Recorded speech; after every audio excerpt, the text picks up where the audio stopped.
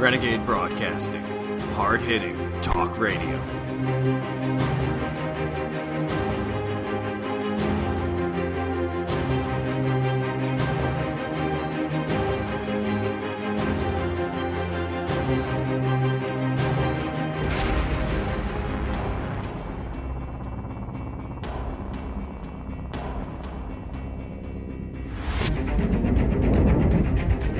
Your time has come. A storm is coming. Our storm.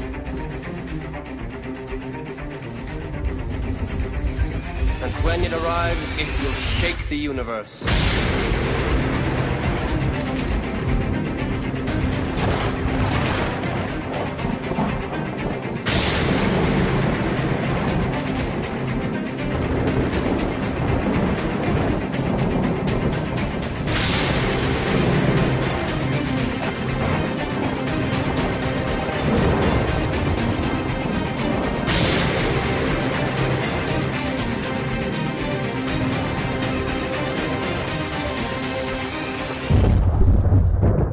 Welcome to the Solar Storm. This is your host, Kyle Hunt, coming to you right here on RenegadeBroadcasting.com. Today's date is June 17th, 2018.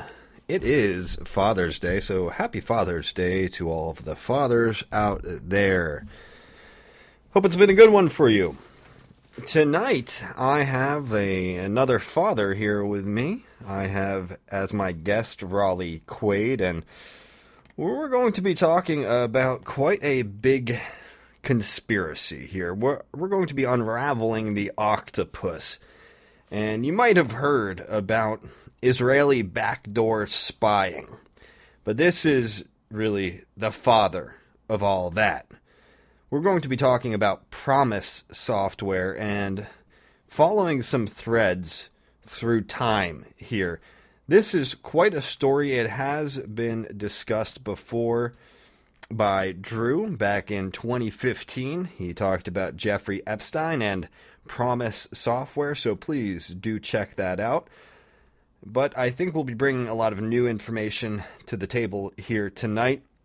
Some of you out there might be aware of PROMIS software through perhaps me bringing up in regards to Robert Maxwell, Ghislaine Maxwell's father, the Israeli super spy and the media mogul of Britain and parliamentarian as well.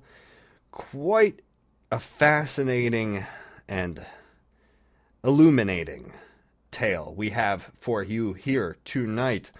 Rollie Quaid, you have been my guest on a few wild cards. You've been a guest for other shows here on the network, but you've never been an official guest for an official Solar Storm show, so welcome to you. Thanks, Cal, for having me on. You're welcome. I had mentioned something about my investigations into the Octopus to you not too long ago, because this is something that I wanted to cover. I wanted to talk about PROMIS and its implications. And you had done an article about this supposed shooter who had this kind of Nazgul regalia on. You know, people are focusing on the hammer and sickle, or the iron cross, or the rainbow triangle pin on the guy's hat.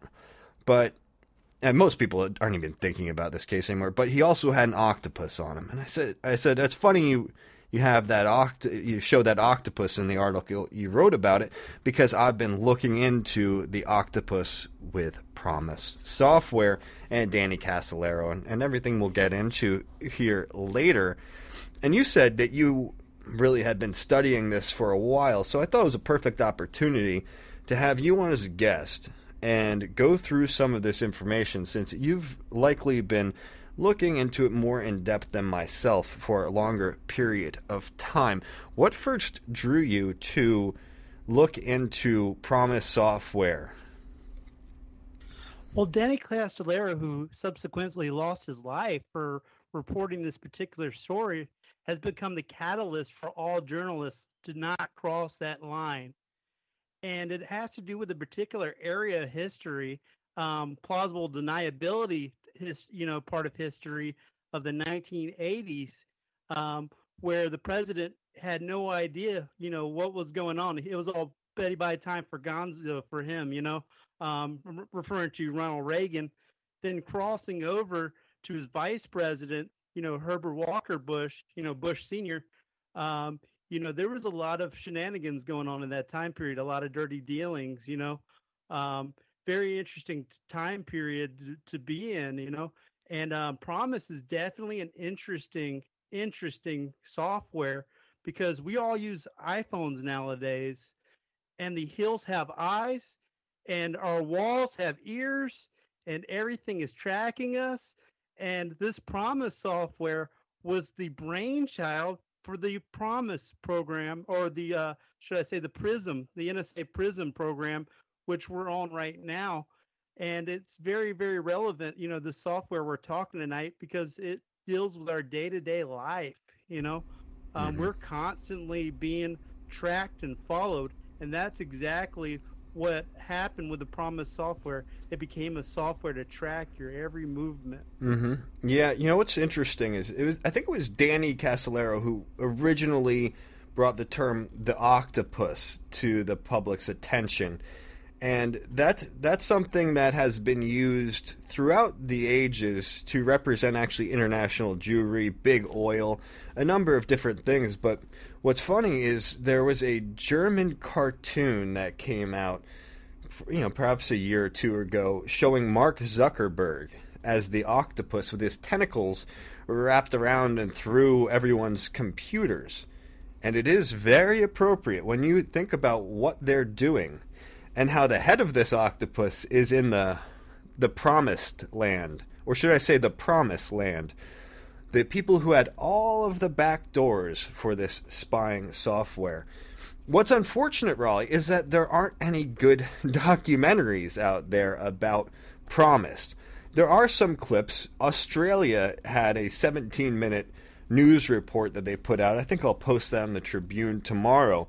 But other than a few radio shows that you can find on YouTube, besides a few articles you can find, and perhaps even a few books, the general public is not aware of this scandal at all. The INSLAW scandal. So let's actually bring this back to the beginning, where PROMIS came from. It came from, as far as we're aware, it came from Bill Hamilton. And this guy used to work with the NSA, and he is taking this PROMIS software, which was used by prosecutors. This was for prosecutors to track all these different cases, and so you could access information from a number of different databases through this software without having to get all these coders in there to write code to be able to interpret databases. Anybody out there that's familiar with information technology would realize how useful PROMIS would have been at the time. So he took this PROMIS software, which was open source, meaning basically could be used by anybody, belongs to anybody, and he made a lot of modifications to it with his company that he formed, INSLAW. And they had a deal with the Department of Justice to license this software to them, but the DOJ, using Israelis, just completely hijacked it. They stole it outright through all the investigations that went on. This was from 1986 to 1998, 12 years that INSLAW was trying to get some kind of compensation for this outright theft. A lot of things did come to light. Now, while there were judgments in INSLAW's favor, those were overturned, and the judge essentially sacked. This was in the bankruptcy court. But eventually, the ruling was against INSLAW because you had the fox guarding the hen house. But a lot of data did come out of this 12-year trial, and there's been a lot of testimony, a lot of whistleblowers in this INSLAW case. So once it left INSLAW and went into, well, not just the DOJ's hands, but the CIA's hands and the Mossad's hands, they made a lot more modifications. This software was turned into the ultimate spy software. Now, this would allow a government who would be sold the software by either one of the Mossad's businessmen, marketers, such as Robert Maxwell, or somebody through the United States, they would have this ability to spy on their enemies, to spy on their own internal dissidents, to really have this kind of first-generation PRISM software, and they loved it. This was great. They saw the great value in this. However, the Mossad CIA operators, well, they put in a big old backdoor. Well, it wasn't that big. It was well hidden, actually. And this backdoor allowed for the Mossad, and depending on who sold it, also potentially the CIA, to see whatever that government, whatever or whoever they sold it to, was looking at. So they were able to spy on the spies with this. This was incredible spyware, literally. Rollie, anything you'd like to add about just the nature of how PROMIS came to be, how it was stolen, and what it was used for? Absolutely. As a matter of fact, the P for PROMIS actually stands for Prosecutors Management Information System. And it was a legal case tracking solution originally. It wasn't designed to be a people tracker originally. Actually, it really was. Every legal arm of the government had their own particular database, and they could not communicate with each other. You know, there was no bridge. If they wanted to get, like, let's say the FBI wanted some information on a particular database local police had, they actually had to write a handwritten letter. Yeah. You know, and they had to actually call in, you know, verbally and ask for permission. You know, they didn't have a way to go through other people's database. So that really bridges the gap, this PROMIS software with that particular issue. And it also became the granddaddy of all hacking technology, which surpassed, you know, NSA, DARPA, and Silicon Valley contractors, which makes you wonder, did really Bill Hamilton design this particular software on his own? Well, he was coming out of the NSA, so you have to wonder about that. And then it is just curious just how it was stolen outright. And it's very, very obvious when you start looking into the case. But let's just get to what PROMIS could do. So originally, it was to track people through the court system, through court actions.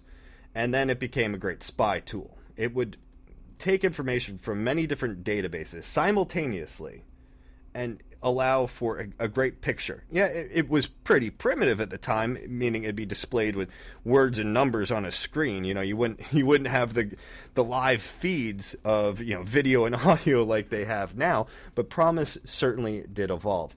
So the first evolution meant that it could basically electronically probe lives of people in a way that was never ever possible before this. So for anybody who's in the Justice Department or any investigative arm like the FBI, what PROMIS would do is it would act as a tool to supposedly fight the mafia's money laundering, other criminal activities, and it would allow for the DEA to fight against, you know, the Colombian drug barons, right? The CIA could look at all the weapon sales. It was like a spy satellite for the digital world.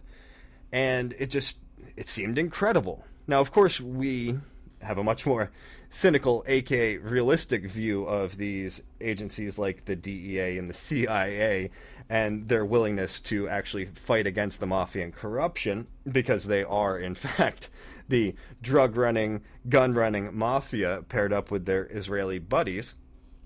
But as we're going to get to, this really has evolved, and it has been paired with AI.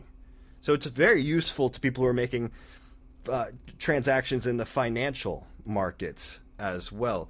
But let's get back to a little bit of what was going on at the time that PROMIS came into being and was going to be used by the DOJ.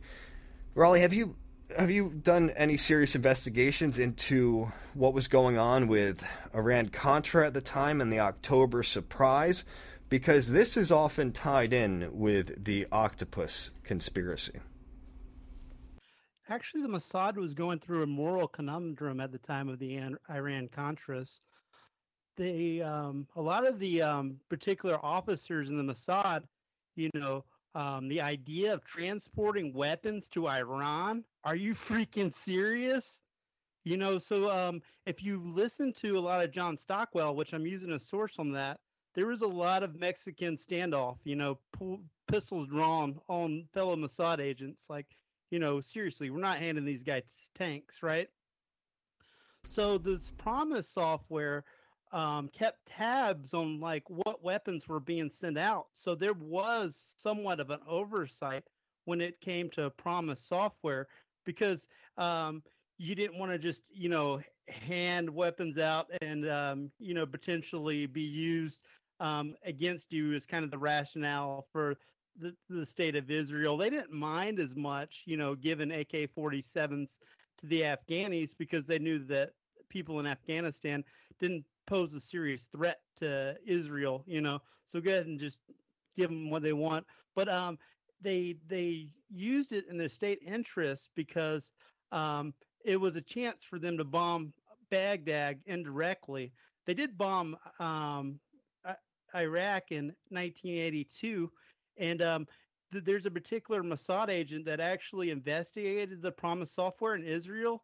His name is Yuval Avivi, and he actually said that the Iraqi satellites were being used before that were used in their particular country, did not see the Israeli jets coming in, because they had actually INSLAW technology. So it makes you wonder kind of if all their technology has a backdoor in it. Was it really designed in the state of Israel to have the Israeli Trojan horse, backdoor software technology? Even the guys at Counterpunch, have hinted at the fact that it came with a particular backdoor, especially if Hamilton worked for the NSA and he has a long, extensive career of spying. He was spying in Vietnam in the jungles, making software to spy on the Vietnamese. And I believe he wrote the first software to translate English to Vietnamese. So there's like a long line of like his career where he actually was a spy. And I don't think it was to cross-reference court cases originally. I think that it ultimately was designed as a spying device. And it really goes to show you that how much we've been sold as like being just pure chicanery, but yeah, that's what it was designed for. And they used Anan Khashoggi. I can't pronounce Khashoggi. his name, the Arab. Yeah. Khashoggi. Because he didn't have as much forethought as the Mossad, in brokering deals, with various states. It's just money, Mm-hmm. So get it fast while you can. Yeah, what I wanted to get to was the October surprise, which was during the Iran hostage. I think I said Contra before. I meant to say the Iran hostage crisis, and this was at the end of the Jimmy Carter administration, and you had Reagan's guys over there supposedly paying $40 million to the Iranian government, or to whoever was representing them, in negotiations to keep the U.S. hostages longer, to wait until after the election.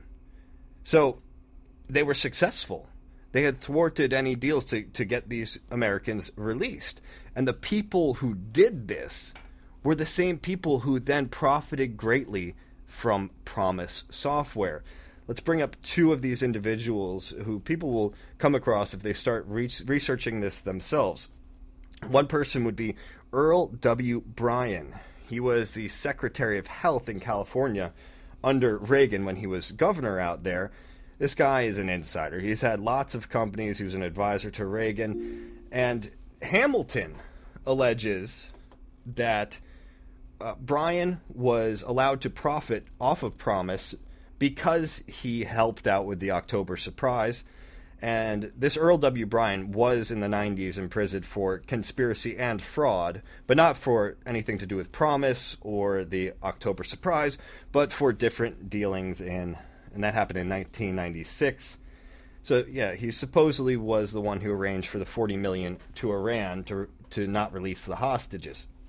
Then there's also, I'm going to mute this caller for now. We will take callers a little bit later. Then there's also, I don't even know how to say these Jew names, to be honest. Rafi Eitan, or Eitan, it's E-I-T-A-N.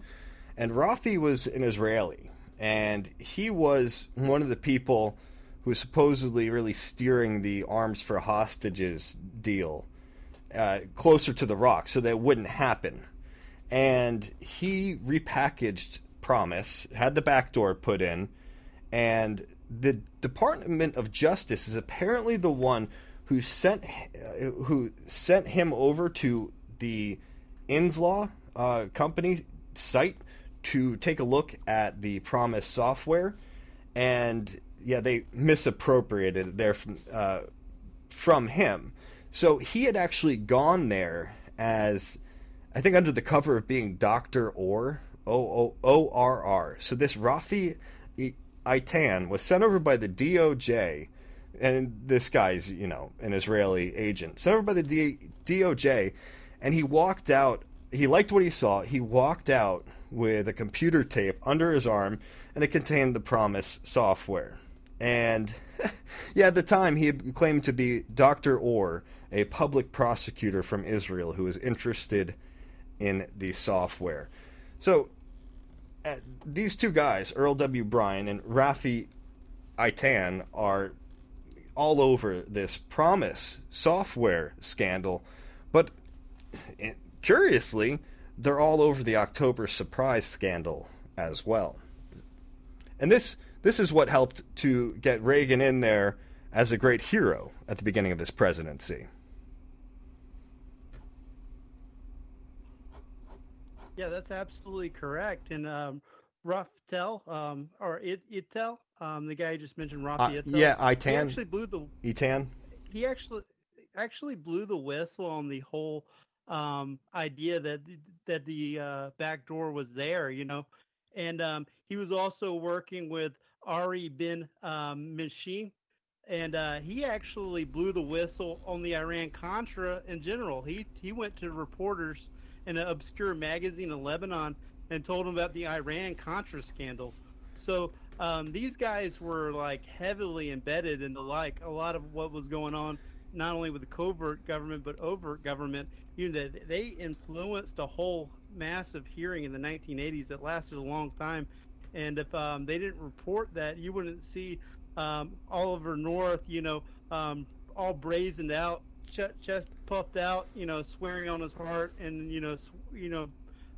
giving an oath. You know, they blew the whole whistle on all this. You know, it definitely had repercussions of a lot of the nefarious activities that they did, and you know, Oliver apparently used PROMIS to spy on American dissidents here at home. Apparently, he was one of the big users of PROMIS, and isn't it just great that he's now the head of the NRA, so he knows who all the gun owners, or at least the gullible gun owners are.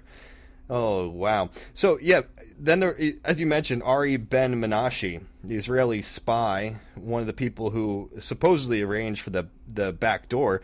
Did you know, Rollie, that his house was actually firebombed in 2012 in Canada? So I did know. Yeah. Yeah, so a lot of the people involved with this have either died or supposedly died, or, well, this guy survived, but he had his house firebombed in 2012.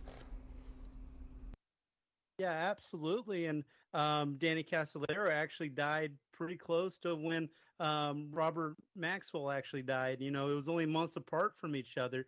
And did you know that Danny Casolaro was looking into the BCCI scandal? And the story wasn't even broken until a month after he died. So he was already on that case. He was hot on that trail. You know, it came out fall '91, you know? Yeah. Yeah. So, like, he wasn't, like, you know, looking at things, you know, in peripheral. You know, it was, like, happening in the moment. You know what I mean? And he actually, I don't know if you know this. Did you know Danny was actually looking into the Watergate scandal in the late 70s after the fact? No, I didn't know that he was into that as well. I knew about BCCI, and I knew that he was tying together some things with this octopus that went beyond PROMIS. But I know about Watergate, too. Yeah, there's actually John Connolly actually wrote a book called Filthy Rich about Jeffrey Epstein. And his co-writer was actually Jeffrey Epstein's neighbor, but he actually did a lot of like the research into what Danny Casolaro was all about and what actually happened to him. And he said that he went to a world where he doesn't belong, you know. And there's actually called for like a journalistic crisis on how they're reporting, you know, the background for Danny Casolaro, because there were some reporters saying that he was a poet. You know, he wasn't an investigative or journalist, and that kind of echoed through a lot of the journalism, how they covered him. And I don't know if, of course, they didn't have search engines like they do now, where you could just point it out in like 5 seconds. Yeah, but guy's not a poet. He didn't die for writing poetry. Yeah, we're going to go to a break in just a second, so I wanted to just add this. So he had his wrists were slit in 1991. Nobody who knew him, his family, friends, they don't really believe it whatsoever because he was squeamish of blood. He said he was getting all these threatening phone calls. So his wrists are slit in a hotel room. It's ruled as suicide. He had a journalist friend, Ron Rosenbaum, right? So he said that the INSLAW story is enough alone to drive a sane man to madness. He said, if they ever make a movie of the INSLAW suit, he writes, it could be called Mr. and Mrs. Smith Go to Washington and Meet Franz Kafka. He said Rosenbaum said, the moment he got his hands on that maddening memo with its maze of illusion and reality was the moment Danny's life changed, and he began his descent into the obsession that would lead to his death. He was slowly, then rapidly sucked into a kind of covert ops version of Dungeons and Dragons, with that memo as his guide, and Michael Riconosciuto, we'll get to him, as his dungeon master. So yeah, that was Mr. Rosenbaum writing about the octopus and what led to Danny Casolaro's death. We'll be back with much more after this break.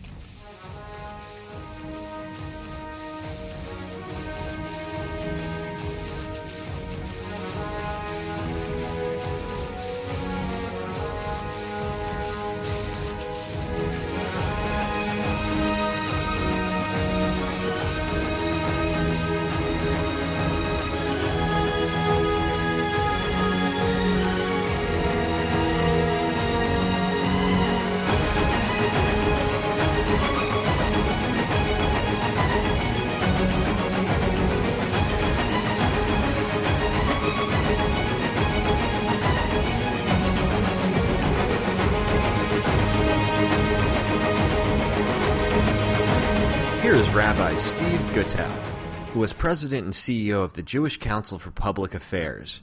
There are two issues at the top of our agenda at the very moment. One is the unbelievably important immigration debate in this country, to make sure that immigrants from around the world, particularly those from south of our border, have a chance here. And here's an interview with Rabbi Goldschmidt. Essentially what you're saying is that in this boat you're together with both Muslims yes. and people of other denominations. And we see ourselves together, fighting together with our Muslim brothers. Thanks, Jews.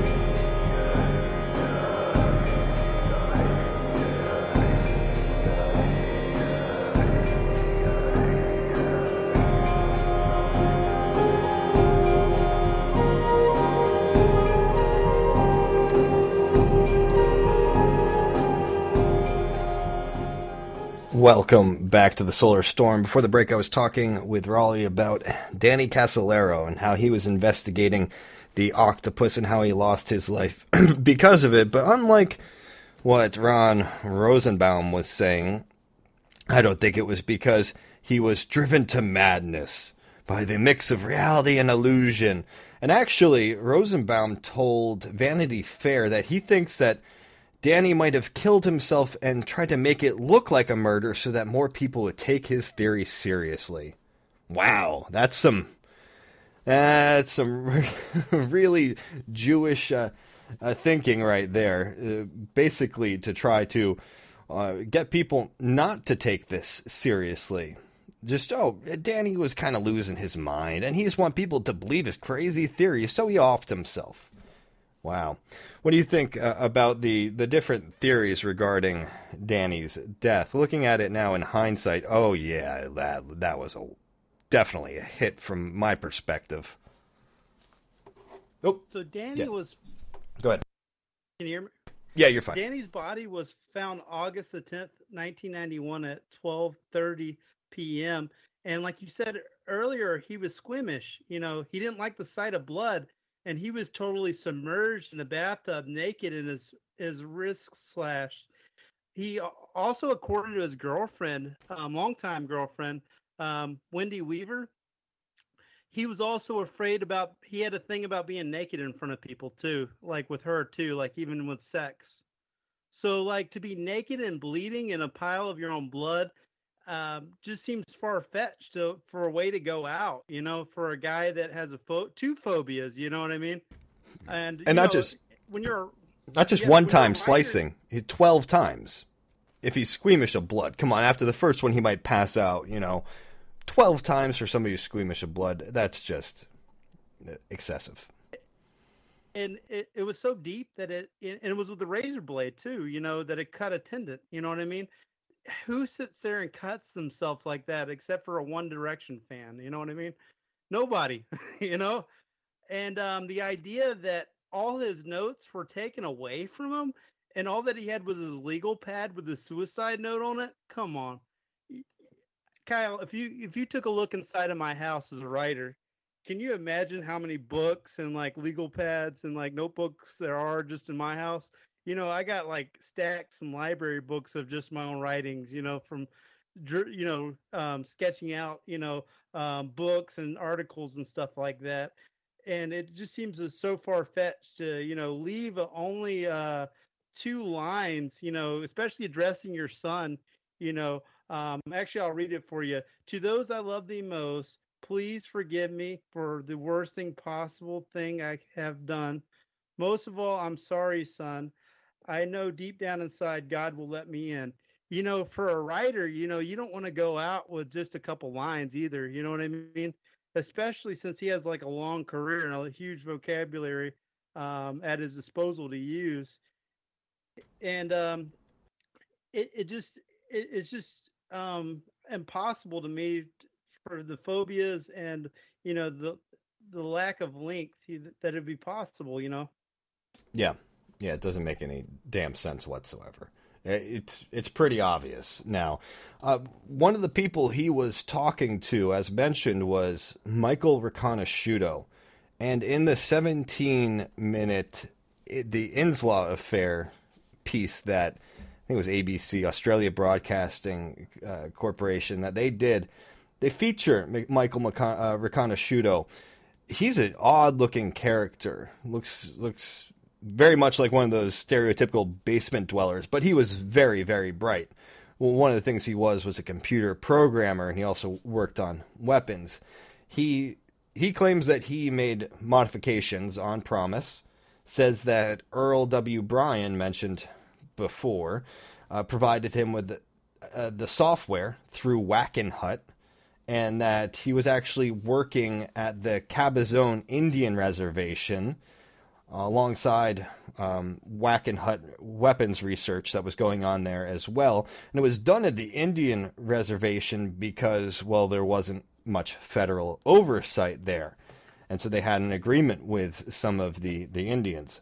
And Riconosciuto apparently had been introduced to a friend of Casolaro's by Jeffrey Steinberg, who was interestingly, a longtime top aide in the LaRouche organization, Lyndon LaRouche's organization. So Michael Riconosciuto has been one of these big whistleblowers in the PROMIS case. What could you tell us about this character? Well, let me tell you about the first time he met Danny. Riconosciuto actually dropped into the middle of Danny's house in the middle of the night, and he was high as a kite, like profusely sweating. And they did a dramatization of it in a play called Danny Casolaro Died for You. I have not obtained a copy of like the full play, but I have a clip of it. And he goes to Danny, and Danny's scared. There's a guy in my house in the middle of the night, and he's saying, "We got to find the octopus, man." Like in this play. You know what I mean? I do think that he was a meth user. If you just look at him, you could kind of tell. They have a distinct feature. Well, he was thrown away for meth and other drugs. He was thrown away on drug charges, which, yeah, he was okay. He was probably using, but he was targeted specifically because he became a whistleblower. I'm sure they had known the entire time that he was working for and with the intelligence agencies. That they just looked the other way on his little habits and peculiarities. But then once he went rogue, bust him on the drug charges. Yeah, I definitely think that he was involved. He had too much knowledge. He was very talkative, and he will talk to anybody that's willing to listen, sort of thing. And Ari bin Moshe, who actually exposed the initial Iran-Contra scandal, actually said that they got an Israeli 22-year-old kid to do it by the name of Ben Hana, and it wasn't Michael. But it's possible in this this top secret world, where information is definitely suppressed. Who could have built the trap door, the back door? But yeah, he definitely was a key witness for Bill Hamilton and his wife Nancy with the INSLAW affair. The INSLAW affair was actually going on way before Danny died. It was going on between 1987. It was 86. There was a particular couple coming from Little Rock that stole the headlines. This was cover to cover. Paper. What were we gonna say, Kyle? Oh, I think it was 86. It ran for 12 years up till 98 when they eventually ruled against INSLAW. Finally. Oh, I mean, it was on the covers in 87, though. They were a year late. That's what I meant. Mm-hmm. But, yeah, he definitely had a lot of information. Like I said earlier, the BCCI, scandal wasn't even divulged till like a month before Danny died. So how did Michael hear about it? You can't just dismiss him as just being a crazy meth head. He definitely knew about the Wackenhut Cabazon Indian project, and he definitely knew Robert Booth Nichols, and he knew John Nichols. Don't confuse the two. He's the tribal chieftain, or he's one of the leaders over there on the reservations. But there was definitely some sort of chicanery going on, and they definitely had access to the PROMIS software. Whether or not they designed it or built the back door, they definitely were privy to it. There was actually FBI documents that were released by FISA court order with Emma Best that actually documented that Booth actually had a pipeline between the five families, the Gambino family in Hollywood. That came out, and that's his business partner. So Michael Riconosciuto is definitely connected with some sort of organized crime, and definitely some sort of deep state influence. And he definitely had the software so that he could do illegal activity, but the deep state had the wherewithal with what he was doing with their particular products and stuff like that, how he was laundering money, because he was using the PROMIS software. They were tracking him. Now, I wanted to just talk a little bit more about Ari Ben Menashe, the Israeli spy who I said had his house firebombed in 2012.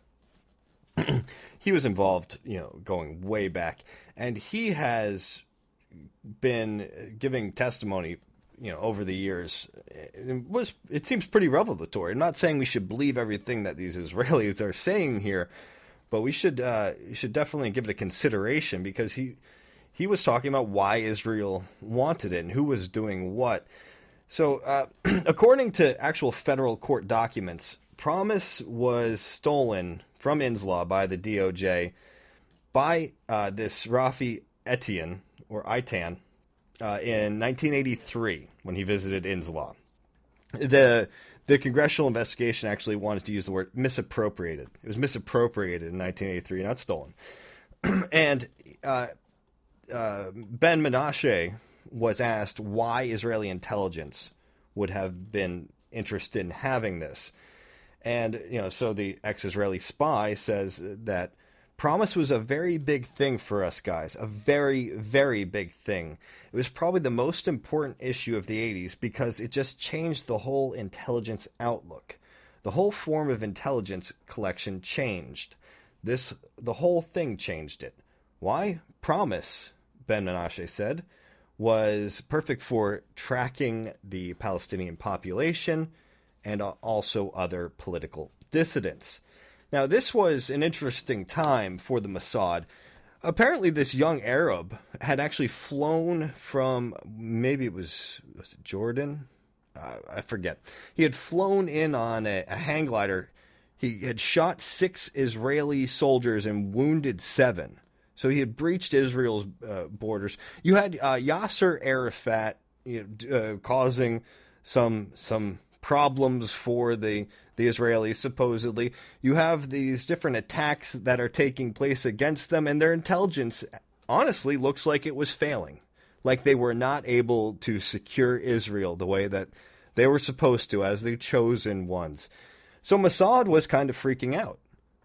So you had PROMIS coming about, and they saw this as the solution. This is how they would get their edge over the Palestinians, over any of their Arab dissidents, and over the white goyim over here in the United States as well. Anybody who would stand in the way of them. So they were able to stay ahead of the curve, and once they got PROMIS, it looks like they carried out quite a few hits pretty quickly because of the intelligence that they gathered from it. Absolutely, and that Wired magazine article said that Israel was using that to track troublesome Palestinians. Absolutely incredible. The guy's obviously a Zionist who wrote that particular piece. But Robert Mugabe, who in Zimbabwe was actually using the PROMIS software to track white farmers in the former Zimbabwe as well. So, I mean, everybody had a slice of this pie, And Israel was made $500 million off of this PROMIS software, with the backdoor installed and all, made major scandal and definitely a desecration to humanity that such software was being used to kill innocent people. Mm-hmm. And just so the benefit of the deep state to be able to track the movements of what was going on in the process.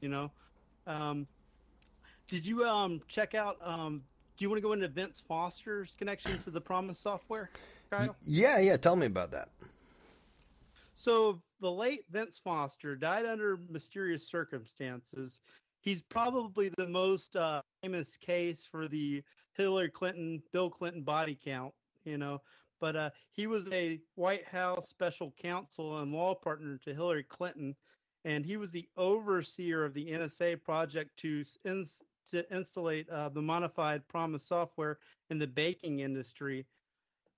This was done through Foster's involvement with Arkansas baking data company called Systematics, a company connected to both the NSA and the CIA. George Bush and Castor Weinberg made a deal with the Iranians to delay the hostages. So that's the time that Foster was involved with this until the release. So it was during the election between Carter and Reagan. So and Reagan gave Foster a kickback, so it wasn't just Brian. What's his last name? Brian. Oh shit. It wasn't just there You was mean more kickback. Earl Bryan? Earl Bryan. Yeah. Yep. So and also Vince Foster said two interesting things about the Israelis that I would like to read to you real quick. Yeah, please. A defense intelligence report said Israeli has a vicarious appetite for information and said the Israelis are motivated by strong survival instincts, which dictates every facet of their life and political and economical policies. It aggravatedly collects military and industrial technology, and the U.S. is high priority target. So they're collecting our data, using our technology, and using us as a target. And our best friend is also our worst enemy. So he was talking that way about Israel, back even in those days, before, APAC was a, household name for us, Before they had attacked us on September 11th, before we had gone to so many wars for Israel. Yeah. Right, exactly. And Foster could have been one of these guys that, maybe he wasn't on the Hillary Clinton, body count list. Maybe he got killed because of this PROMIS software too. You can't rule that one out with how many bodies are attached to this particular software. And it is definitely a sprawling criminal conspiracy, and it definitely deserves the name the Octopus. And they don't refer to themselves as the Octopus. That came from a book called Dark Victory, which was about the Reagan's octopus type nature that he had, with the movie business and the music and politics all interwoven together. And it definitely is an octopus and all consuming. Kyle, I got a factoid for you. Did you know that the octopus doesn't have 8 tentacles? It actually has 7. What is mostly mistaken as a tentacle is actually the thing's penis. Did you know that, Kyle? I did not know that. I'm gonna have to look into that one. I need to research that. Can somebody in the comment section put that up for me? Wow. So I go ahead. And it has this thing on everything. You've seen pictures of like an octopus just grabbing the White House, collecting data. One of that is phallic, and it's definitely tied into like power. You know what I mean? And definitely domination. Being a male, your phallic is a symbol of that. Isn't Spectre in the James Bond movies usually portrayed as an octopus or something along those lines? I should look into that. And that's very interesting too, because one of the actors, Jaws, with the teeth, the grill. Yeah. He actually was access to the PROMIS software himself. And if you look at like who had the franchise to the James Bond movies, these guys were goons. These were definitely guys in the La Costa Nostra, or the Coaster Nostra, if I, more correctly. Albert Broccoli. They don't call him Broccoli because he ate broccoli. He was a huge fat ass. He looked like Harvey Weinstein. They would get like some like hunk of a man to come in the office, and he would be just this guy that looks like heaps on pizza crust and spoured milk, and just put a $1,000 suit on and come to office and take his shoes off, and you got the role, like boosting up people's the next James Bond's ego, but definitely I think the James Bond movies were to create some sort of illusion that there's a difference between MI6 and Spectre, right? When actually they're kind of interwoven. And if you look at like who actually owned the franchise, these were guys connected to the Chicago outlet. You know what I mean? These guys were 30 years would be shooting Tommy guns on the streets. Yeah, and I think that's why they took over the franchise. I wanted to just bring up a little piece from the Wired article that you sent me. So it said Wired has been told by ex-Israeli spy Ari Ben Menashe, who we've been talking about, that Israeli intelligence paid to have Ratner fired. And this was a lawyer who was working for INSLAW. It was part of some law firm, and he was fired. And that the money was transferred through Hadron Inc., the same company that Earl Bryan used to distribute illegal copies of PROMIS. I forget exactly how much this guy was given, this Ratner, who got fired so that he would not be able to represent INSLAW. I think it was $600,000, $700,000, and that came, according to Ben Menashe, right from Israeli intelligence. So people either get paid off, knocked off, or whatevered off in order not to expose what went on with PROMIS. Now, it's interesting that they didn't even allow the company INSLAW to get paid. If this was just so important, why not just kind of pay these guys off? That's one of the things I've been wondering about, is why they needed to go through all of these legal proceedings. Apparently, this was pretty important to them, that they did not steal this from INSLAW. In 1987, you had the D.C. bankruptcy judge, George Basin, ruling in a very unfavorable way that the DOJ had stolen PROMIS through, quote, trickery, fraud, and deceit. And he awarded INSLAW $6.8 million in damages. And in doing so, he found that the Justice Department had made a concerted effort to actually bankrupt INSLAW and to put PROMIS, the INSLAW enhanced PROMIS, up for public auction, which would then, it could be supposedly put up as fodder for Earl Bryan's Hadron. So Basin, he found all this, but the company didn't get paid $6.8 million. They actually overruled it based on the fact that the testimony relied on justice employees and internal memoranda. Excuse me, I don't know if that's exactly the reason, but so his decision was overturned, and they made sure that he did not get appointed again, and it was targeted. They definitely made sure that he was not reappointed. And who actually got in was this guy who he's a lawyer named S. Martin Teal. He took his place. And this S. Martin Teal was the lawyer for the IRS who was investigating INSLAW and requested that Judge Basin liquidate INSLAW. So Martin S. Teal, the IRS lawyer, then replaces Judge Basin. Very obvious what was going on here.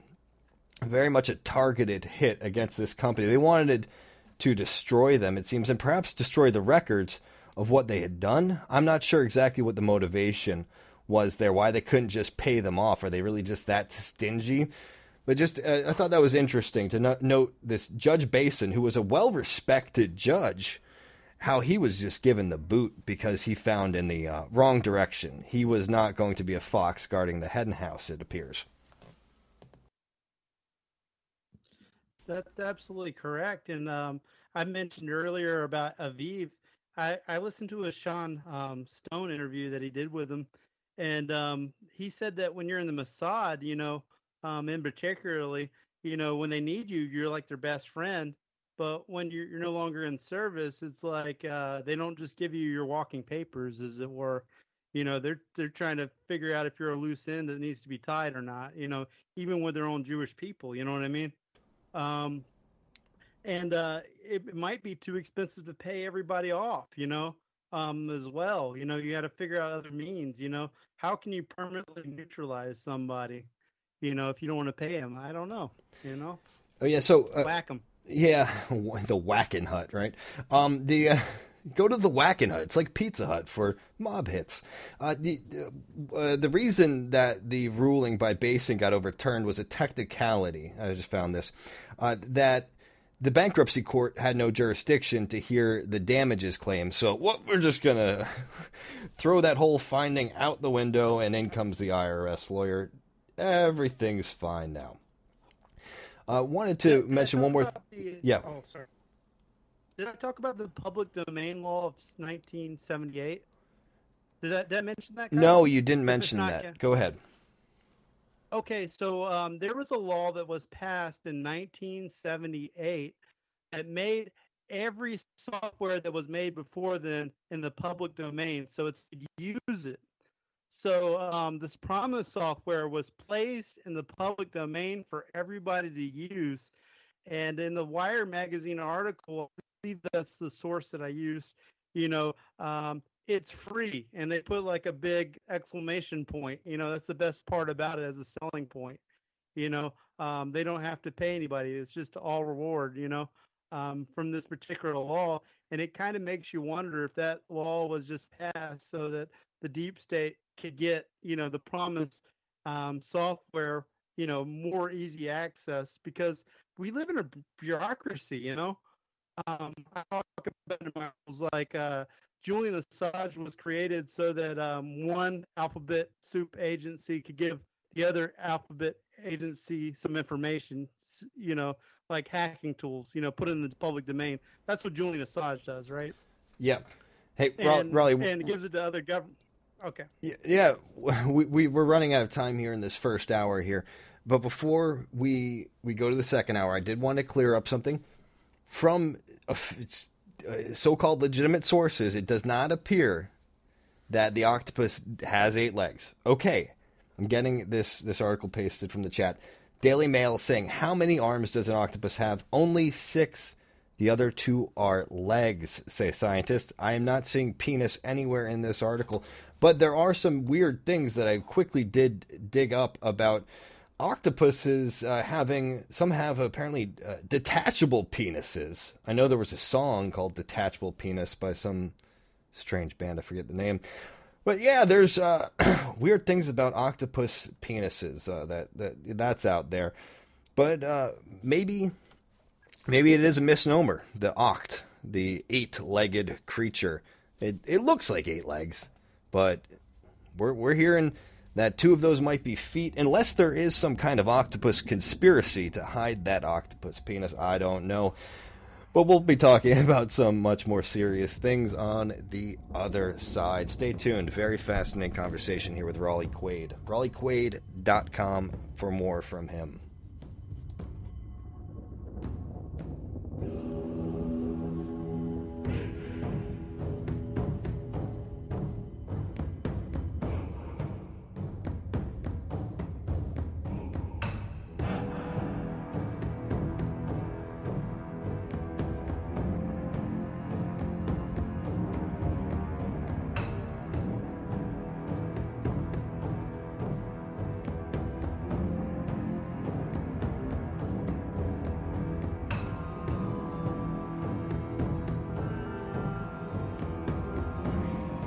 Wanted to be a pickup artist? Need those extra shekels?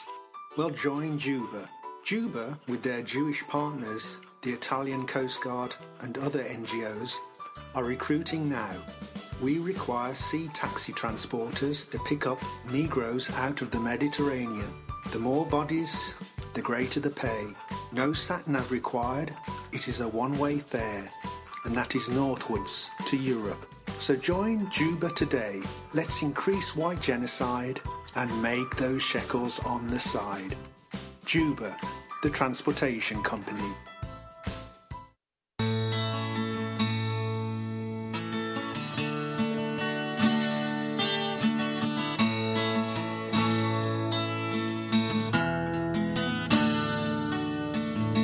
So many lives have been wasted, scattered as dead leaves upon the ground. And because of the freedom they had tasted,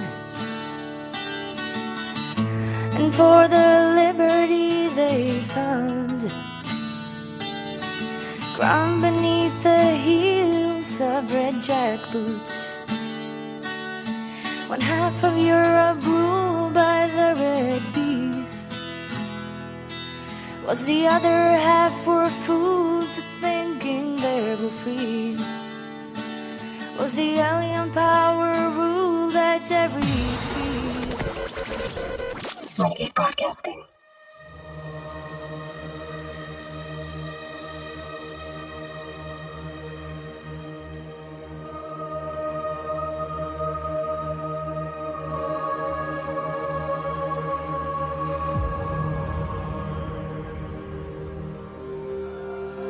Come from the land of the ice, of the snow, from the midnight and when the autumn glow.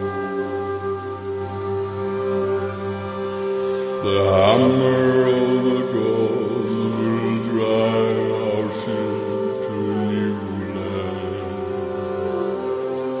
Fight the horde, singing and crying, Valhalla.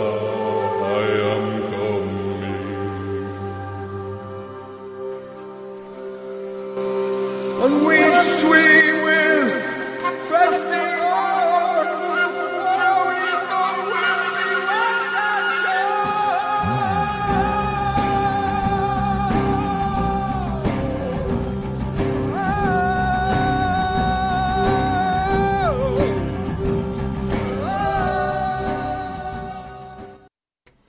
Welcome back to the Solar Storm. Wow, everyone. Over the break, I was reading up a little bit here.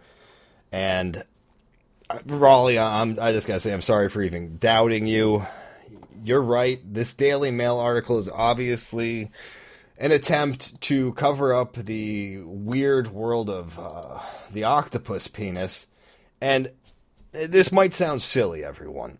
But I'm going to talk about this because when we're talking about the octopus and we're talking about backdoors and Israeli spyware infecting everywhere, and perhaps we should look at this as a metaphor.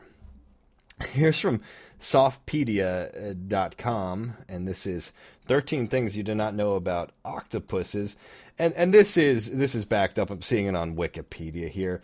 The hectocoidalus, which is one of the arms, so-called arms, of male cephalopods that is specialized to store and transfer spermatophores to the female. Okay, so let me just quickly read here from Softpedia. The octopus's penis, made by the male's third arm on the right, is called the hectocoidalus and is detachable. Mating can last 2 hours for several times, and the male introduces the hectocoidalus into the gills cavity where it deposes the spermatophores, but the partners keep the distance. Partners recognize each other through smell and touch. During the mating, the male loses its hectocoidalus, but till the next season, he will regenerate a new one. Really weird stuff here. There's one species, the Argonaut octopus, where the male does not even approach the female when the spermatophores are formed. The hectocoidalus breaks off from the male, the penis detaches, while away from the female, and it heads, I guess it's got its own, how does it even see where it's going? It heads towards her and enters alone into its mantle cavity to fecundate the eggs. The Argonaut octopuses are also called paper nautiluses. Interesting. Okay, so that's enough of octopus sex from my perspective. But that is an interesting metaphor, isn't it, Rollie? I was going to say, who are you going to believe, Rollie Analytica or Daily Mail? I mean, Yeah. come on. I'm the king of party facts. Wow. Yeah. I mean, I didn't mean to doubt you. I was just bringing up that I was seeing this article. Oh no, it's not an 8-legged creature. 2 of them are arms, it's not an 8-armed creature. 2 of them are legs, is what the Daily Mail was putting forward, and they didn't mention penis whatsoever. Now, you'd think that'd be an important thing to mention. It's very weird. I don't know if I've come across any kind of mating that takes place like that. And wow, when you think about the way that the Jews operate, that's pretty interesting. We should definitely look into how octopuses fertilize the females, how they reproduce, because that's some alien the movie Alien type crazy crap with detachable penises crawling over and inseminating through the gills. Ugh. Yeah, exactly. And, Cthulhu actually from H.P. Lovecraft, had an octopus head. And it's an alien race. Actually his name wasn't Cthulhu. It was actually more closer to. That's good. Yeah. And H.P. Lovecraft actually written that the only thing that could scare him, warn him off, was actually the Hudson Cross, the swastika. Get rid of these demonic entities. Us, the Aryan people. Yeah. Our symbols absolutely repulse them. The octopus. Lovecraft. And if we put, he was pretty down on the darker races. He wrote pretty openly about it in his work, and now people are trying to deal with it. You got all these Lovecraft fans who look back at this evil racist and they still like him. I was actually going to go down the H.P. Lovecraft for my articles pretty soon. Too. Good. A more darker side of Rollie Quaid than you've already been exposed to. Yeah, so let's get back to the narrative here. It's very interesting about the swastika being able to ward off the octopus demon. Very interesting. I wanted to mention another claim made by Ben Menashe in a 1991 affidavit. He said, "I attended a meeting at my department's headquarters in Tel Aviv in 1987, during which Dr. Earl W. Bryan of the United States made a presentation intended to facilitate the use of the PROMIS computer software. Dr. Bryan stated during his presentation that all U.S. intelligence agencies, including the Defense Intelligence Agency, the Central Intelligence Agency, and the National Security Agency, and the U.S. Department of Justice, were then using the PROMIS computer software." So all the way back in 1987, all of these agencies were using PROMIS. I don't know if Israel had the back door at that time already in 1987 into the U.S., but I know damn well that they do now. That's pretty much out there in the open through all the limited Hangout releases. You can actually piece that together, like the Edward Snowden crap, the snow job that you've covered so much in your articles on Renegade Tribune. But back then, you had this illusion that the United States was trying to keep its intelligence secure. You had people getting arrested and locked up and then subsequently released for spying on the United States, such as Jonathan Pollard, the Israeli spy. But with PROMIS, they wouldn't even necessarily need any more people like Pollard, because every one of these organizations was using PROMIS, and you have the back door. You then know everything. Actually, Raphael Etam actually introduced Pollard to his handler in Gideon Spies. I actually sat down and read that whole book last night. Wow. And skipped sleep just to get ready. Yeah, thank you for doing that. People can check out the excerpt that I sent you, The Promise of Mossad. That's published out there somewhere on the web. And it's from Gideon's Spies. Yeah, please tell us a little bit more about this, because I have not read that book. It's absolutely fascinating. It's by a British journalist named Gordon Thompson, and he also wrote Super Spy, which was about Robert Maxwell and his subsequent assassination. I don't know which one came first, but it's absolutely a fascinating book, both of them. If you have any of those in your fingertips, I suggest you buy any sort of works by Jordan Thomas. It's actually a very multifaceted book. Do you want to just do this one together? We can talk about chapter 10. I'm pulling it up. Let's talk about that, and we do need to get to Robert Maxwell, because this is an important link and a very interesting individual for sure. Let me just briefly go over Robert Maxwell here. This was a guy who was born in Czechoslovakia, and he was a British media mogul people might know about the Mirror. They probably read some articles. He bought up the Mirror Group, and it appears that the money he got to buy up the Mirror Group to head this was loaned to him by Israelis, and he subsequently had a hard time paying it all back. But he certainly paid back a lot to Israel in general and the Mossad. He was a very important person. He was a member of parliament in Britain, and he was actually even tied to the abduction of Mordecai Vanunu. He had also some ideas about trying to get him released as good PR for Israel that was shot down, apparently. But I wanted to just bring up this because this was not in that article. So real briefly, the FBI was actually contacted by Sandia National Laboratories regarding Robert Maxwell and his company's access to government databases there. So the FBI had these documents, and this was all based on information from the NSA. They had these documents reclassified after people were looking into them. People can read more about this at muckrock.com. So these FBI documents about Robert Maxwell's penetration into Los Alamos and all these really sensitive places, it was just every single year, it seems like, or through the years, more and more of it gets reclassified, and now you just can't even get access to anything that used to be available.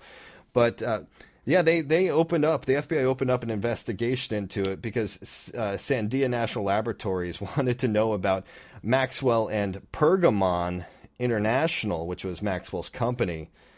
And this was, it's just ridiculous because it wasn't just, Robert Maxwell wasn't just involved with the United States and selling to Los Alamos. He was involved with selling to the Russians, to Moscow.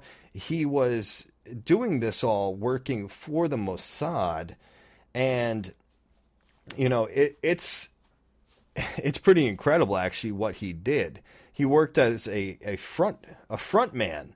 He used one of his companies as well. What was the company called? Let me see here. I'll take a look at it in a little bit, but yeah, Rollie, go ahead with the whole story that's told here in this section of Gideon's spies and getting into Robert Maxwell. Yeah, sure. Another nickname for Robert Maxwell was Captain Bob. That's what they called him down at the Mirror, which is absolutely funny because you could take that two ways. Was he a captain of the Mossad? But let's not go too overboard with that, especially with how he died, But yeah, so Robert Maxwell was, since conception of joining this particular news group, which was actually rivaled Rupert Murdoch, the Mirror, which was said to be the mirror of the soul of the people of England. And they went through a whole diatribe about that in the particular documentary called The Murdoch Effect. And they went on about how it's the people's, paper, Robert Maxwell, and it echoes the voice of the people. And they said that Adolf Hitler was bad news before anybody else, and we should go to war with Nazi Germany before anybody else too. Some people's paper, But Robert Maxwell actually visited Moscow during the height of the Cold War when he took over the paper to get some sort of like Russian scientists, like, books and stuff.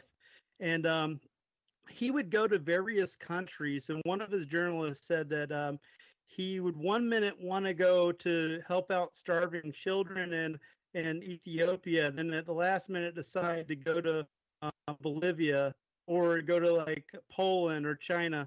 He wasn't going there for starving children. He was there to broker arms deals, before the PROMIS software, and it later became the PROMIS software itself. But he made sure that he took pictures with celebrities, so he was a likable person in the public domain. And it was really hard for Raphael Etam, for an example, and Michael Radasciuto. They wrote that they even stated that both of these gentlemen, it was hard for them to broker deals because they're not likable people. You know what I mean? Mm-hmm. Not as much as a media mogul, like, high profile. He's so high profile, you wouldn't think that he was in the arms business. You know what I mean? And he actually was plundering the entire finances of the Mirror newspaper. Stole their pensions. Stole their pensions. He was getting into their stocks, and he was also sexually compromised. I don't know if that's in chapter 10, but you kind of wonder how was he sexually compromised, because Jordan Thompson didn't get into it. What type of sexual behavior would he be ashamed of? I've read that it was really hard for him to have intercourse, so that because he's an overweight man, weighing 20 stones, so what's, like Alex actually did he go about that? And, he's a shameless person, and I don't know if you saw the Murdoch Effect, but actually it was in the documentary Downfall. It was months before he died. They had stock full footage of him in this documentary, and supposedly Maxwell was sick because he's been a lifetime drinker and smoker, and he supposedly had ganja, or some sort of really bad cough, And in this documentary, it looks like he was crying, and he was in Israel, and he was pointing out the family on this particular plaque that was kind of a stone, and he was like, "This is my family, here at the bottom. This is my family name. We're the bottom of everybody else from the missing communities. After the Holocaust and World War II, we were the bottom people. We were the poorest of the poor. We didn't have shoes. We didn't have any luxuries whatsoever." So it kind of makes you wonder, how did he come to being probably one of the most richest Jews in Britain, from a guy that didn't own shoes until he was in the military, Yeah. Has he always been a service dog? You know what I mean? A lapdog for somebody else. And he took over that paper just so he could do clandestine work, and he drove a wedge between his family, before he initially died. And you kind of wonder if it was because he was sick or he knew that he was going to get whacked, because Mossad doesn't leave any loose ends. Mm-hmm. And Robert Maxwell actually said a couple of irrational things. He actually turned in Mordecai Vanunu. There was a guy who was a middleman who called Maxwell to tell him about Mordecai Vanunu, the technician. And Robert Maxwell only wanted to know two things, what's his name and where is he at? Sydney. And so Mordecai Vanunu was in Sydney, Australia, right? And all of a sudden, a woman comes to him, and he thinks he's in love with her. The same time he's in hiding. Doofus. You don't get mixed up with anybody. When you're on the run, you're supposedly this big whistleblower for Dimona about Israel's nuclear program. You stay away from people, keep a low profile. Yeah, how does he not know? How does he not know how the Mossad operates with honey traps? Come on. He fell head over heels with this Jewish girl from Brooklyn that just happened to be in Sydney, Australia. That's highly suspicious. And it turns out she was a sex operative, and it's mentioned in one of the chapters in this book I mentioned. Gideon Spies. And they asked her certain questions, the sex operative, how many men have you slept with? Nobody but my husband. But I will screw anybody for the state of Israel, basically, is what she said, if it comes to national security, And he fell for the honey trap. And so that was a trap that was set for Mordecai Vanunu to get hoisted away. And Maxwell had this crazy idea to be a big celebrity by making the Mossad, forcing their hand, twisting it, and release Mordecai Vanunu and fly him out to London, where they were going to have this big photo op where he apologizes. Absolutely erroneous. They're not going to let this guy go. And he at the same time actually threatened, meaning Robert Maxwell, to release certain information about Mossad and the KGB had meeting, and that's probably enough is enough. That's what Jordan or Thomas was getting at. That's probably what drove the Mossad to the point of wanting to kill Robert Maxwell. Well, what's really interesting is just how Maxwell also was involved in showing this connection with Russia when Sandia was being investigated by the FBI. The what was going on there with the Pergamon company with this, which was owned by Robert Maxwell, connecting into their systems. And those systems were connected in with Russia. And so apparently the FBI investigated the Russian access and found it to be of no concern. So Robert Maxwell was not just facilitating Israeli hacking, but also this Russian hacking. This is a long time ago, before we hear all about the Russian hacking scandals. And this was being done through a Mossad operative. Very interesting how the whole Russian hacking scandal that back then is just like it is today. It's a Jewish Israeli one, a Chabad criminal mafia type of operation that is going on here. Yeah, absolutely correct. It's all interwoven and interconnected too, and like I said earlier, this led to this guy's downfall. Do you want to get into his supposedly murder-suicide right now? Yeah, actually, what I'm going to do is read just a little bit from this article that was actually put out in the Mirror in 2002. So this has been Maxwell's publication. So over a decade after he had died, Gordon Thomas and Martin Dillon wrote this. This is just an excerpt. He had threatened his wife, threatened his children, threatened the staff of his newspaper, but finally he issued one threat too many. He threatened Mossad.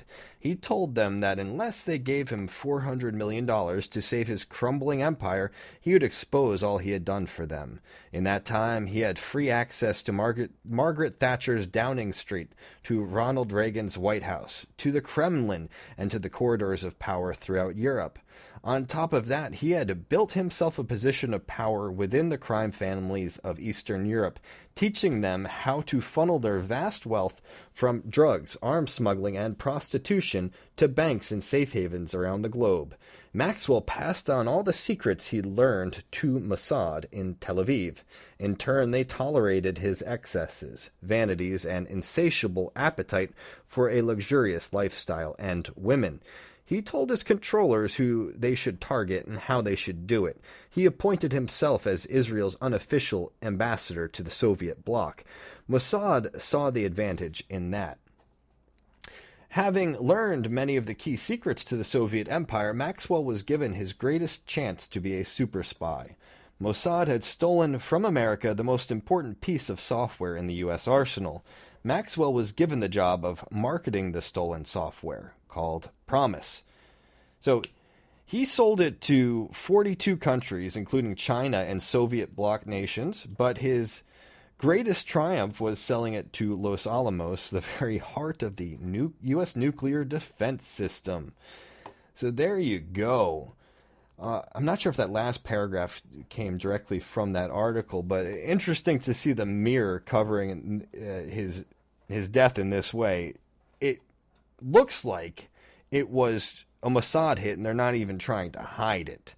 There was this Viktor Ostrovsky, a former Mossad agent, who said, on that cold night, Mossad's problems with Robert Maxwell were over. So they don't mind anybody who's looking into this thinking, oh yeah, we killed Robert Maxwell. And I know you have some thoughts on this. I think you could be right that he might not necessarily have died, but perhaps his character, his persona, was retired. Actually, when I came up with that theory, I think I was too much under the influence of kratom. Well, it's possible. I'm sure they've done that with some of their assets who just become a liability, and we don't need them anymore. So the easiest way to do things is just, to wash our hands of them. But yeah, he could have very well have been whacked as as it looks like. But the reason that I thought maybe your theory had some validity to it is because it looks like his family was very much against the autopsy. Apparently 3 Spanish pathologists were going to perform the autopsy, and they wanted the vital organs and tissue to be sent to Madrid for testing because he was killed in the Lady Ghislaine, named after his daughter, who we'll get to. A big yacht of his. He was sent out there for some meeting. It was all an elaborate ruse to get him out there for a hit. And before the autopsy could be done, though, the Maxwell family intervened, and they wanted the body embalmed and flown forthwith to Israel for burial. So either they were trying to hide something because, it wasn't his body. That's probably the least likely theory. Probably what they wanted to do was to keep things nice and clean. They probably didn't like Robert too much, and were just interested in preserving his legacy and preserving the Jewish state's PR.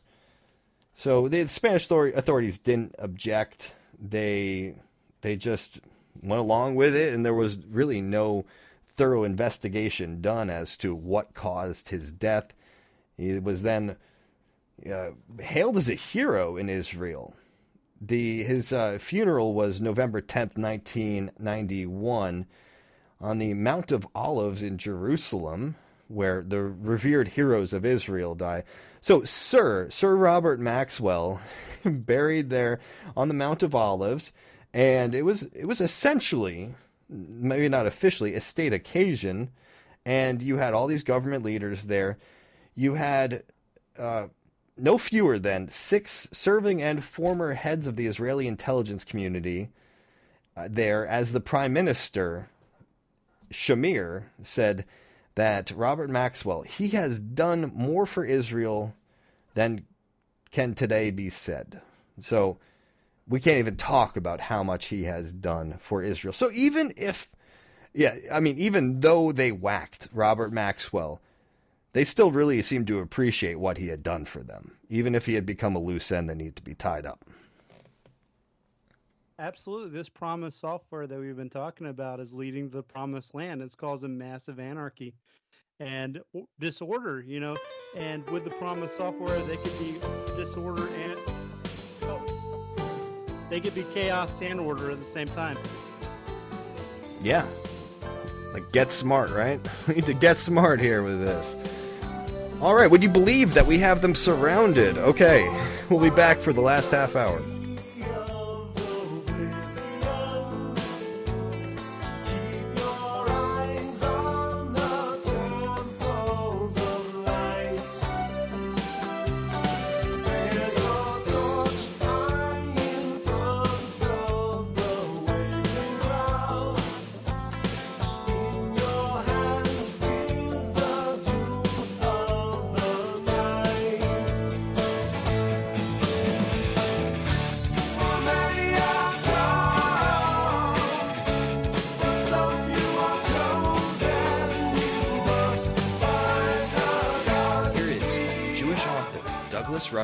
On why Jews are dangerous. The thing that makes Judaism dangerous to everybody, to every race, to every nation, to every idea, is that we smash things that aren't true. We don't believe in the boundaries of nation-state. We don't believe in the ideas of these individual gods that protect individual groups of people. These are all artificial constructions, and Judaism really teaches us how to see that. In a sense, our detractors have us right, in that we are a corrosive force. We're breaking down the false gods of all nations and all people because they're not real. And that's very upsetting to people.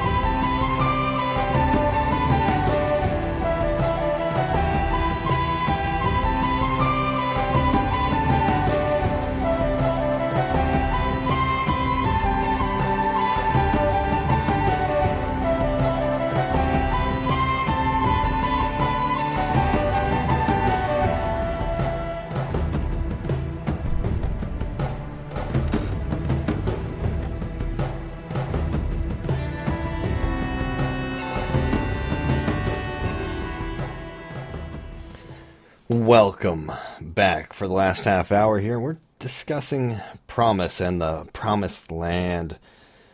Well, we were talking about Robert Maxwell and his funeral before the break, and as is mentioned in Gideon's Spies here, one of the people in attendance at the funeral was actually this Father Ibrahim, who worked for the Vatican's Secretary of State. And this shows how Israel and the Holy See were developing quite a cozy relationship even back then.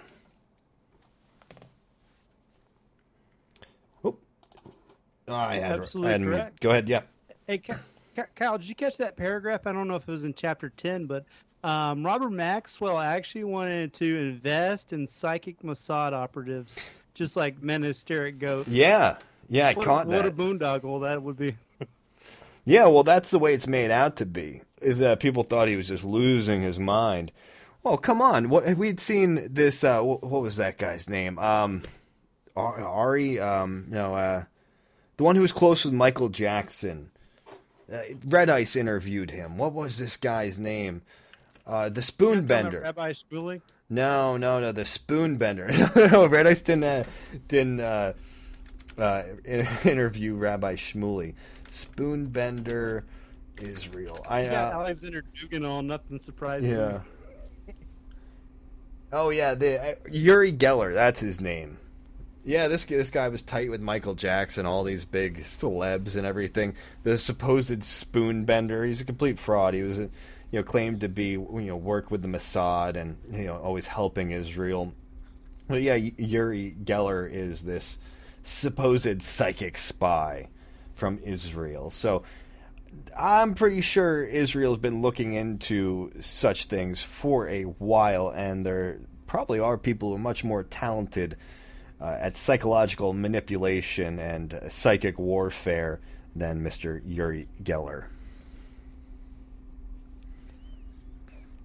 Yeah, absolutely correct. And, probably James Randi, or Randy James, I don't know which one with these two first names, he was running a Mossad up too. It was probably a shock test to see how people would evaluate the two men in their way of levering control over people's psyche, And it particularly, they didn't really go that much into it in this particular book, Gideon's Spies, and I'm glad they kind of didn't stray away from it, because it would lose the fact that Robert Maxwell was actually probably murdered because he was a type A personality, bipolar disorder. He ate a lot of cat, drank a lot of wine.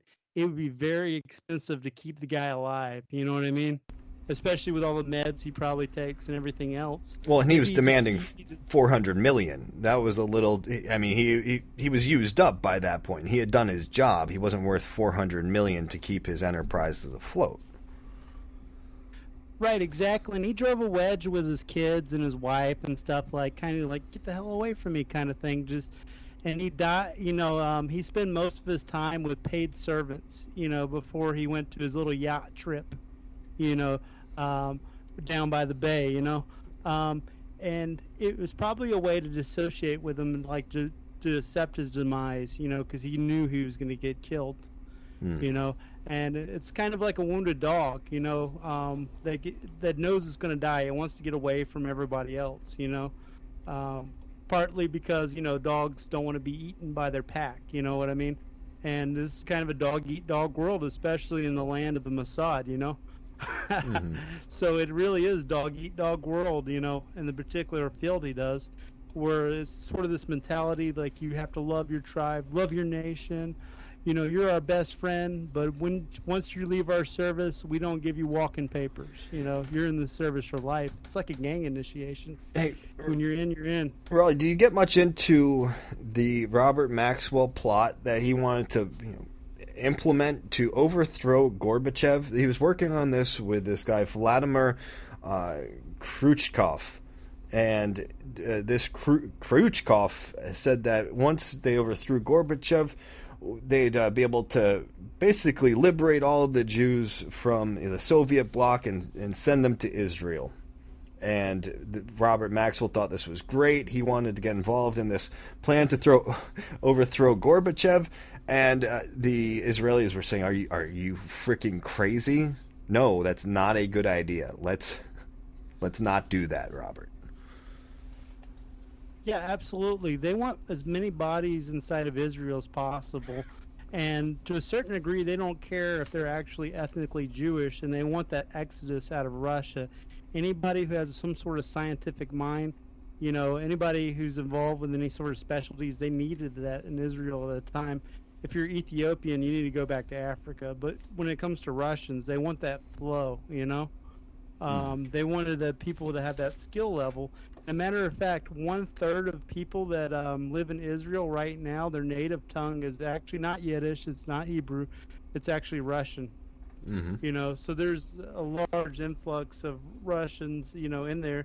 And for in the Robert high tech, Maxwell it's the Technion, for Robert Maxwell to even suggest that would be problematic, siding with the somebody who's in prison, to take charge over Gorbachev, that would be another point, a notch in the belt for the Mossad to want to kill him, Well, is there anything else you want to mention about Robert, about PROMIS distribution and its evolution, or should we get to Lady Ghislaine, the name of the ship on which this man was murdered, and it was named after, of course, his daughter, Ghislaine Maxwell, like her father, pictured with many, many famous people, and sometimes those pictures include young sex slaves. So this is definitely an interesting topic to get into because it ties into this theme of people being compromised all over. And this is a different kind of compromise, the human compromise. And isn't it just interesting that PROMIS is right there in compromised?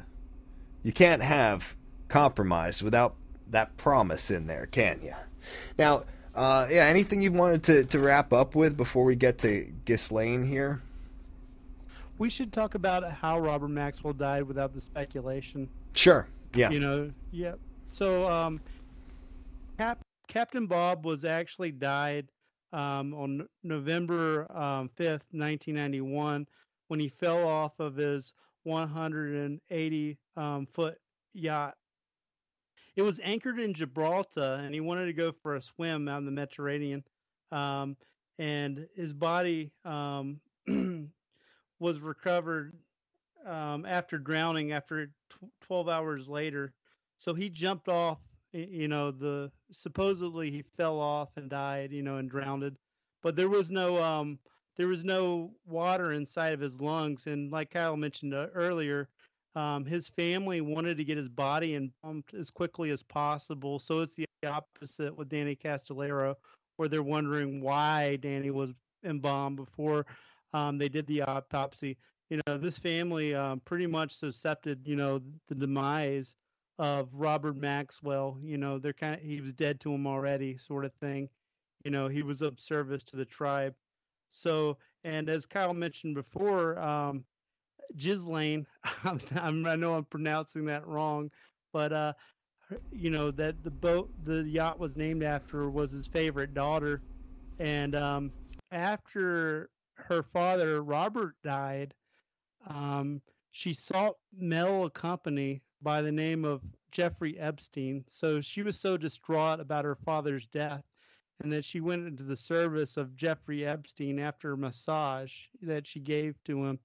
And that's how Jeffrey Epstein sort of starts out every sexual encounter, is with a massage. He's notorious for that. I read the book Filthy Rich, which covered Jeffrey Epstein.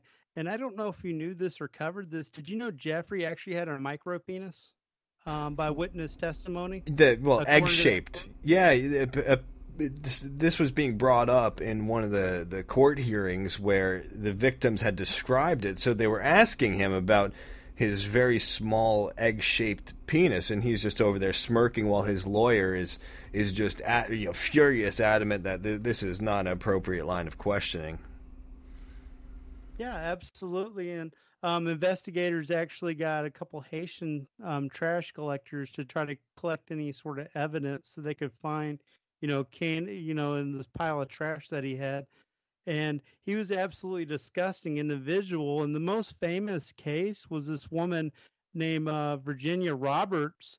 And Jeffrey Epstein, came up to her in Mar-a-Lago, and her father was employed by Donald Trump and asked her, does she want to be a professional masseuse?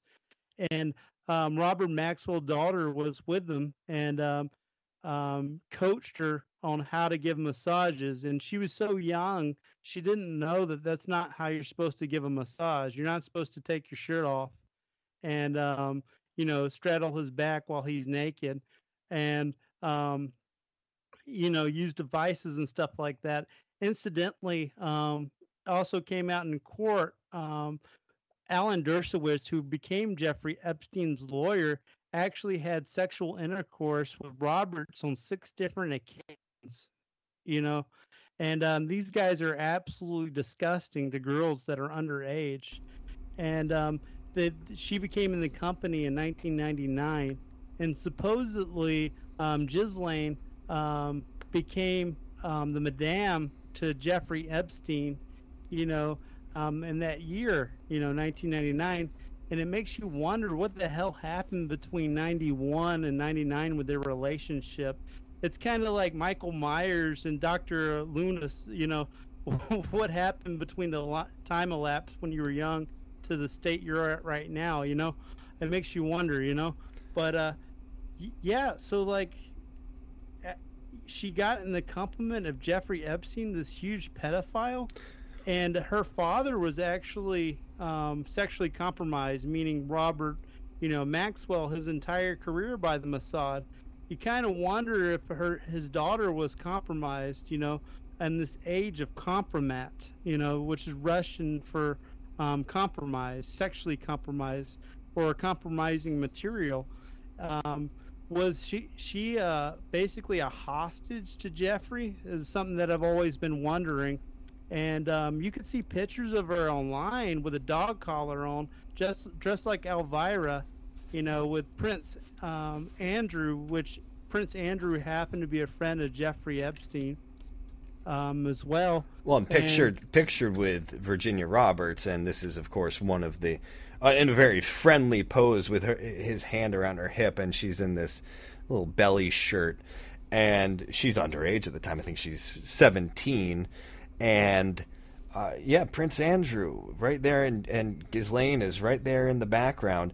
Now, this was a pretty big scandal over there in the UK and even reached over here, but it seems like it's pretty much completely died down that one of the royal family was involved with a sex slave here, and most of this has just been pretty much covered up. Nobody really talks about it anymore.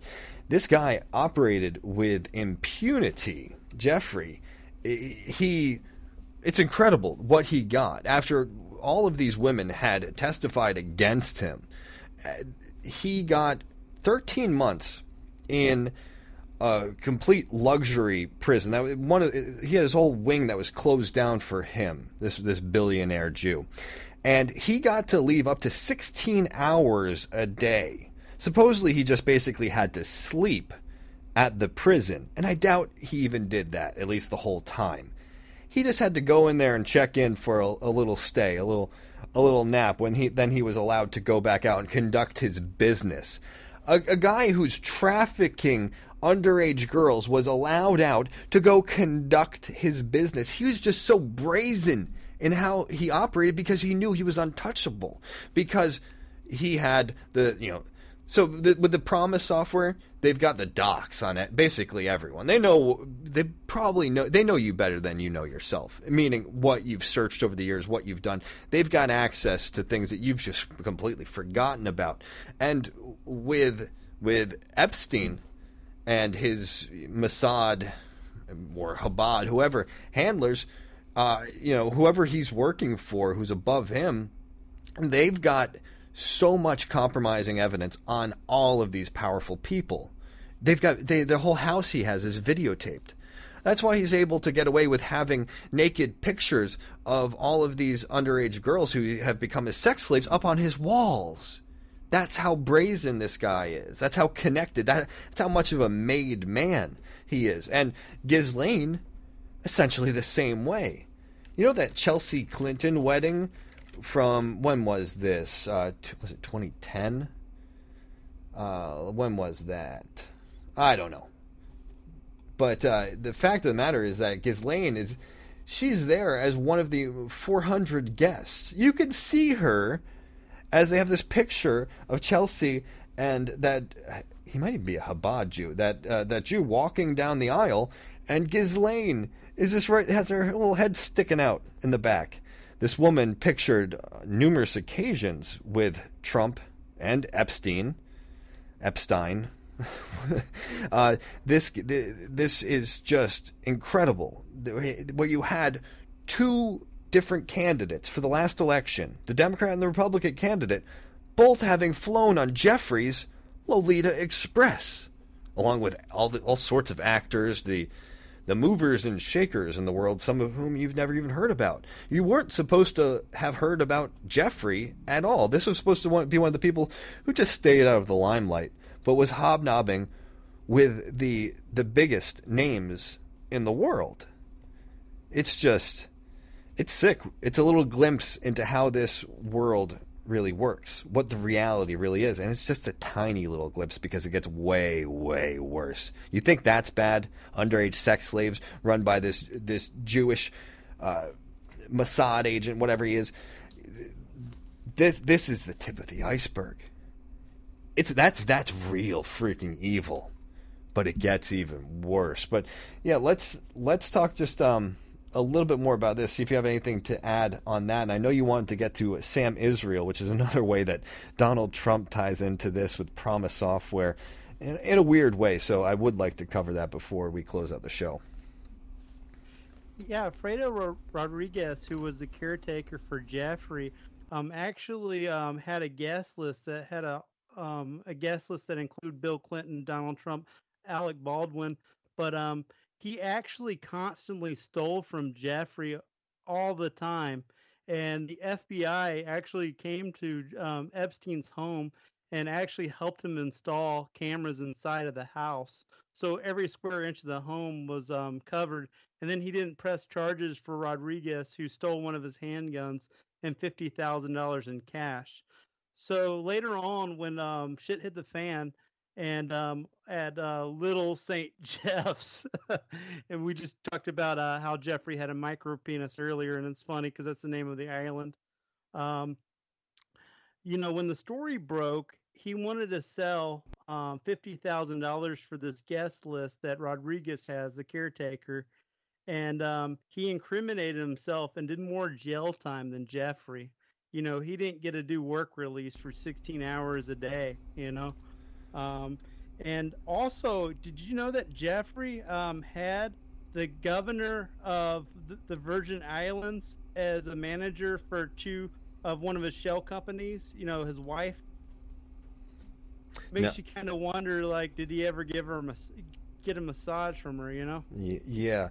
Now, I wanted to mention just one more thing about the tie-ins with Trump. I mean, Trump, we've covered this before. He said that Jeffrey likes his girls he likes women almost as much as I do. Some of them even on the younger side. These guys go back quite a bit. And then when Jeff gets in trouble, Trump's basically, I don't even know the guy. I might have run into him in Mar-a-Lago here or there. But it's incredible when you see Alex Acosta, the guy who was the one responsible for the sweetheart deal that Epstein got. He then becomes, under Trump, the Secretary of Labor. Oh man, I mean they're trying to pimp us all out. Is what it looks like when you're putting somebody in there who gave Jeffrey the sweetheart deal. I mean, it's just incredible seeing the lack of justice within the judicial system. It's sickening. It should be infuriating to people. And apparently Yeah, his operation with these little sex slaves, it kept going even while he was under investigation, while he was even in prison, it looks like. In prison, in quotations. This all continued, according to some testimony. He actually said that I am not a predator. I am an offender. The difference is between a murderer and steals a bagel. You know, there was 30 witnesses of underage girls that came forward, you know, for this particular case and gave, you know, all testimony registered and seemed to have the same story with Jeffrey Epstein, and it was definitely legitimate. All right. Well, people can go and look into him quite a bit, and it's just sick. But let's bring up this Sam Israel, who ties into Trump in a weird way. I had never heard about this guy, but you linked an interesting article to me. He was somebody who, really weird Jewish guy, of course, with that name, who was trying to get some money. He was running a fraudulent company. He was renting a house from Donald Trump for $22,000 a month, and he got caught up in some very weird business as he was going after the PROMIS software, because he had this idea that it would be able to give him the edge in his trading and be able to make up for the losses that he had been hiding from different investors. Yeah, absolutely correct. At one point, he actually lived at Donald Trump's old house that he actually rented, and he had a whole, like, a plethora of different reptilian animals, and he's sitting there, you know, in his PJs using the PROMIS software in the stock market, you know, with like a snake on his lap, you know, at the keyboards. So Sam Israel actually has Rothschild's ancestry, and one of his family members who was actually called to testify in Jim Garrison's trial for JFK's assassination. And so he's always been aware about the Rothschilds and the JFK assassination because his family was actually involved, you know, with the assassination itself, you know. And he got hooked up with Robert Booth Nichols, who was tied into the reservation scandal side of the PROMIS software. And he's a total CIA spook. You know, he was involved with, like, for example, Operation 40, you know, to assassinate Fidel Castro. And he met up with him, you know, and the person that facilitated actually was a movie star who was in the Superman movies, and he played Jaws inside the James Bond franchise. And he brokered, like, the two men to meet, you know, Booths and Israel. And Booths asked, you know, this particular gentleman who studies conspiracy theories, you know, Israel, you know, how much money do you have? And he said, I got 50,000. You need more. You know, can you do 100? And then he went all the way up to 200. Just to, yeah. Yeah. When you say Booths, are you talking about Nichols? I think that. Yeah, there's two Okay. Nichols. There's John Nichols, and then there's Bob Nichols, which is Robert Booth Nichols. Okay. Well, one of them's a Native American that was tied in with the assassination of Fidel Castro, and one of them was tied in with the assassination of Fidel Castro. Both those men were part of the same project, and their last name happened to be Nichols too, which is so confusing. You know, this particular, like, story that we're talking about is very confusing, mostly written in prose, and it's hard to keep straight the narrative, you know. When studying the Octopus, you know, it's all branched out. But so this is a guy who eventually he became aware of the Octopus. He was trying to get in the game, and he believes he was actually going to be part of this underground stock trading network of the elite, and he'd be able to make a ton of money. But the article seems to think it was likely all a scam just to try to get his money. So yeah, talk a little bit more about this guy who thinks he was getting chased off by the Octopus, who he was trying to kind of get in with so as to make some money. Right. Okay. So he got tied in, and Nichols became his handler, meaning Bob Nichols, with the PROMIS software. And he claimed that he was tied into like for example, the MK Ultra program, because he was in his 60s in the 2000s. So he was actually the same age, that would have been appropriate for a lot of these deep state, operations. And for an example, journalists like, for example, at Rolling Stones have said that this is the whole PROMIS software is a delusion, just like Chuck Barris or something like that, the father of reality TV, with dangerous confessions of a dangerous mind. And but it wasn't delusionary, at all. There is a secret world out there. There is a secret, world government that's already been put into place. And Sam Israel wanted in on it. He knew about Rothschilds is a household name to Jewish families. As a matter of fact, if you go to Fiddler on a Roof, Wish I Was a Poor Man, it was actually originally I Wish I Was a Rothschild. So a lot of people with tribal connections know about this secret world. And he was with the felon business, Israel was. That's principal policy was fraud since day one. And if you're in a Ponzi scheme and you owe a lot of people money, you want that competitive edge. And he thought that PROMIS software, would give him like real-time access to the stock market and in a way that an intelligence man would have, just like Booth. And Jack O'Halloran came to Israel and told him about this direct deposit thing for the casinos. And Israel never knew how it worked, but then he gave him the idea about the PROMIS software and told him the man that he needed to see about this.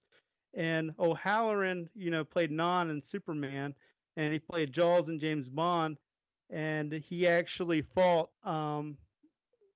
Foreman in the ring, and he was supposed to be slotted to fight actually Muhammad Ali instead.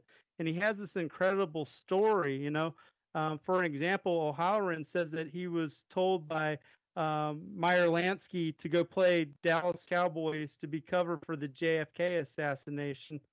And he also claims that he was related to Albert Anastasia, who was one of the members of Murder Incorporated.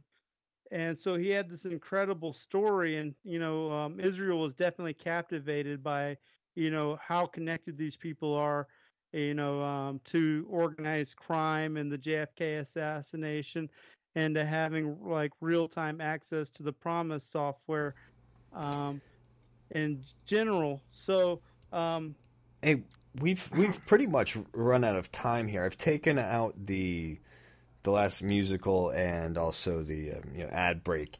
So I'll let you close up a little bit here if you wanted to just add any more important points. We've just got basically a minute left. And also do promote your campaign that you have going at your website and let people know how they can support your research. Yeah, I was trying to fit that in as quickly as possible. I will tell you guys, I will definitely publish a lot of my findings.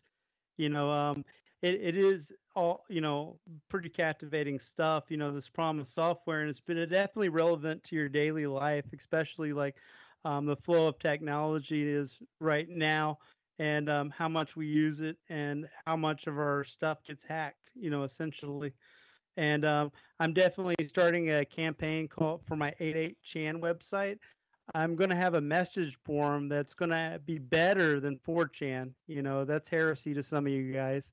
But I want something better than Reddit, where it's like a place where we could chat, and you guys could send me our, sources, and I could compose essentially like 3 articles a day, if we have a chat forum, and I would have like trends and stuff like that. And we could set trends, in my particular website. The midterms are coming up, and how important 4chan was to setting trends, and we could definitely, set trends. And yep.